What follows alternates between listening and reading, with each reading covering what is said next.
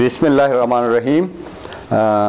अस्सलाम वालेकुम। सबसे पहले तो शुक्रिया 24/7 हुंजा कि आपने हमारे शॉर्ट नोटिस पे एक अहम इशू के ऊपर अवाम हैदराबाद आज ठीक है यहाँ पे जमा हैं। 13 माह सितंबर 2023 को वज़ीर-ए-आज़म पाकिस्तान जनाब अनवारुल हक काकड़ साहब का दौरा हुंजे के हवाले से एक अहम प्रेस कॉन्फ्रेंस हम अमाहिदीन हैदराबाद, जिसमें आला नंबरदारान और सिविल सोसाइटी के अमलदारान शामिल हैं।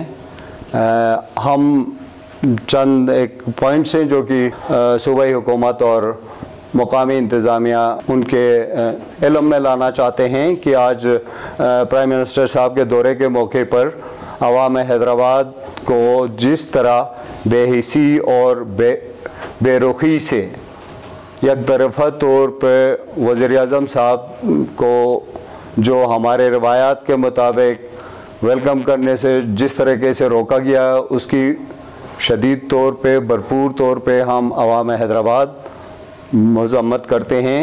इससे पहले मैं आपको बताता चलूँ कि जो काड़ों की बिल्डिंग बनी है, ये अवाम हैदराबाद की ज़ाती मलकियती ज़मीन जो कि उन्होंने एक अच्छे मकसद के लिए जिसके एग्रीमेंट भी हो चुके हैं काड़ों के साथ, उस दौर के तमाम आवाम ने और तकरीबन हर एक घराने ने उस एग्रीमेंट को ऑनर किया है, साइन करके दिया है। और काड़ों का प्लेटफॉर्म जो आज कल पूरी दुनिया में न सिर्फ पाकिस्तान, न सिर्फ गिलगित बल्तिस्तान, बल्कि पूरे पाकिस्तान, बल्कि पूरी दुनिया में एक सिंबॉलिक बन चुका है। ठीक है, यहाँ पे उसकी वजह और उस सारे जो उसका नाम है, उसके पीछे अवाम हैदराबाद की मेहनत, खुलूस और जज्बा है कि आज इस स्टेज पे एक इंटरनेशनल बिल्डिंग बन गया है जहाँ पे रिहेबिलिटेशन का काम जारी है।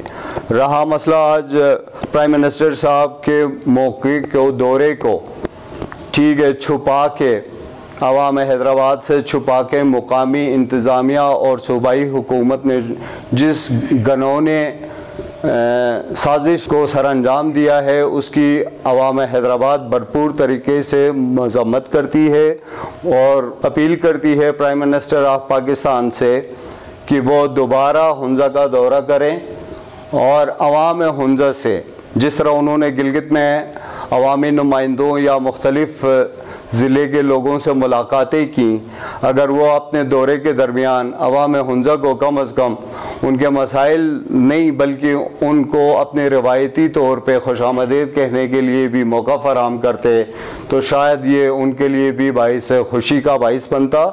और ठीक है, हुंजा के अवाम और बिलखुसूस अवाम हैदराबाद को भी तसल्ली होती कि वो प्राइम मिनिस्टर ऑफ पाकिस्तान को वेलकम कर रहे हैं।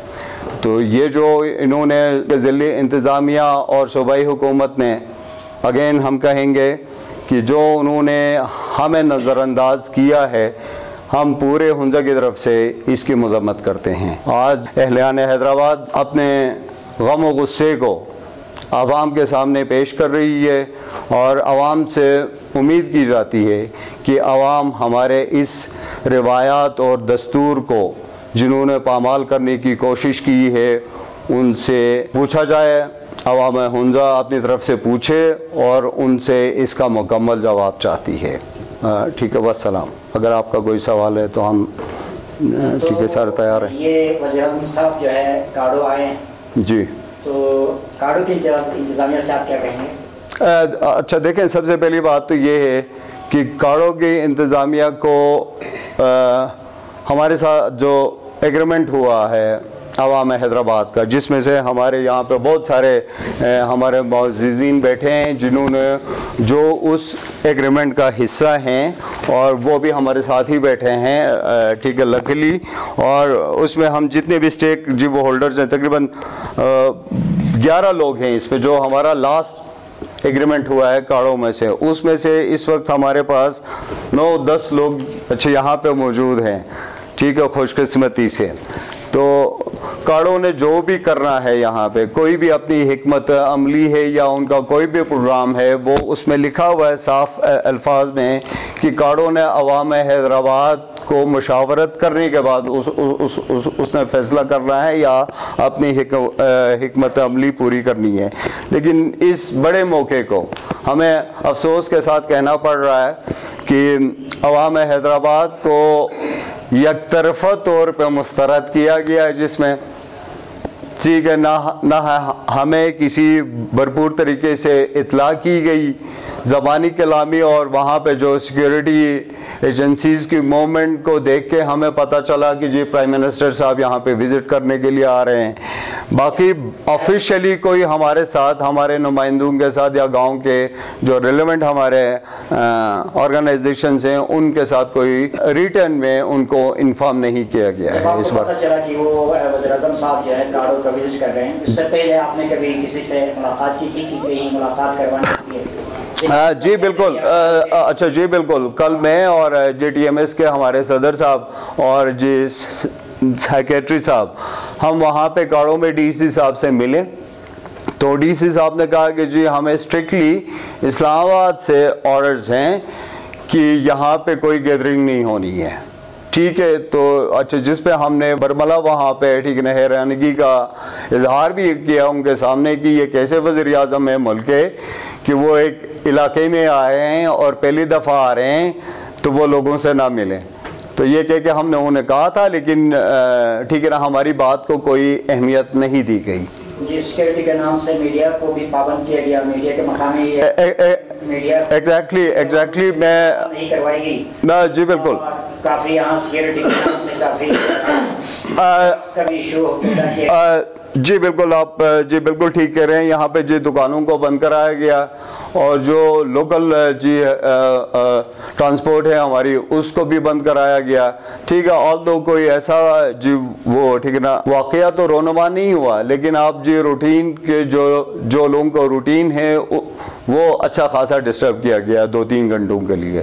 तो मकामी नुमाइंदों से भी आपकी मुलाकात हुई थी? नुमाइंदा जो हमारा है, हाँ जी बिल्कुल हुई थी। अनफॉर्चुनेटली हमारे सारे नुमाइंदे थे वहाँ पे जी प्राइम मिनिस्टर साहब के साथ साबिका और अभी जी वो मौजूदा तमाम जी वो नुमाइंदगान भी थे, लेकिन अनफॉर्चुनेटली वो भी कोई जी इतने जी वो सक्सेसफुल नहीं रहे।